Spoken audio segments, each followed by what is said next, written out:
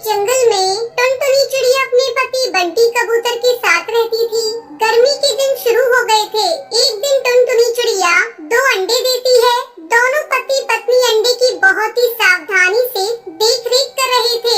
ऐसे में टुनटुनी बंटी कबूतर से कहती है, अजी सुनते हो, गर्मी अब धीरे धीरे बढ़ रही है। हम लोगों ने तो इतने दिनों तक इस घास फूस के घोंसले में अपना जीवन काट लिया, लेकिन अब तो हमारे अंडों से हमारे बच्चे कुछ ही दिनों में बाहर आ जाएंगे। इस गर्मी को मेरे नन्हे नन्हे बच्चे कैसे सहेंगे?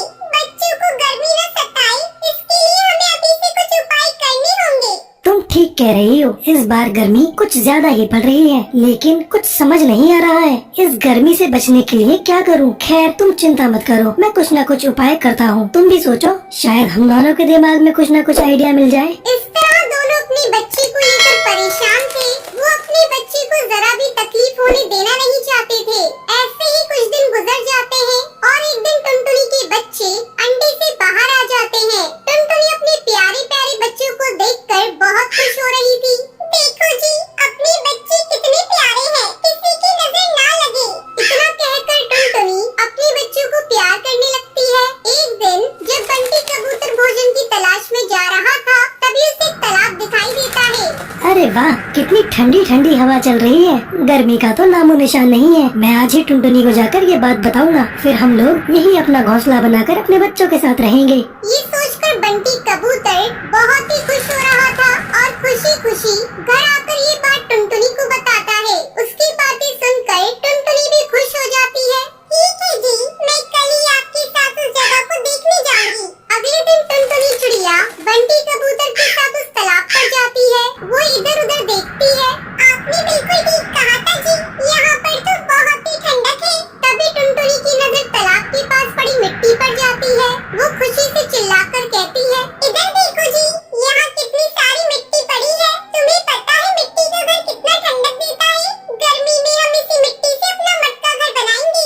उसकी ये बातें सुनकर बंटी कबूतर कहता है, अरे टुनटुनी, तुम्हारे दिमाग का तो कोई जवाब नहीं। तुम्हारा आइडिया तो बहुत अच्छा है। फिर दोनों मिलकर अपना मटका घर बनाते हैं और फिर बच्चों के साथ तालाब के किनारे वाले पेड़ पर रहने लगते हैं। इधर जंगल के पक्षी भीषण गर्मी से परेशान थे।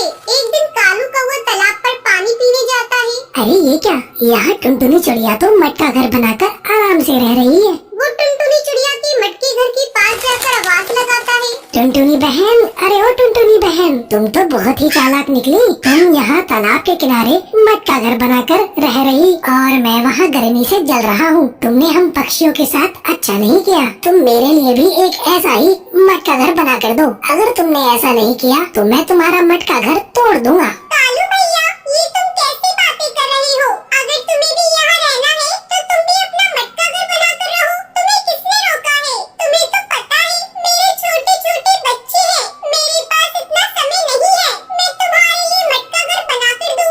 तू कान खोल कर सुन ले चिड़िया, अगर तूने मेरा मटका घर नहीं बनाया तो इसका अंजाम तू भुगतने के लिए तैयार रहना। तुम्हें तो पता है मैं कितना खतरनाक हूँ। कोई भी मेरे काम को करने से मना करता है तो मैं उसका नामो निशान मिटा देता हूँ। अभी तो मैं जा रहा हूँ, 2 दिनों बाद आऊँगा। उस समय मेरा मटका घर तैयार मिलना चाहिए। इतना कहकर कालू कौवा वहाँ से चला जाता है। क्या करूँ, कुछ समझ में नहीं आ रहा है। लगता है मुझे अब कालू कौवे का मटका घर बनाना ही पड़ेगा। अब टुनटुनी चिड़िया धीरे धीरे मिट्टी इकट्ठा करती है और कालू के लिए एक मटका घर बनाती है।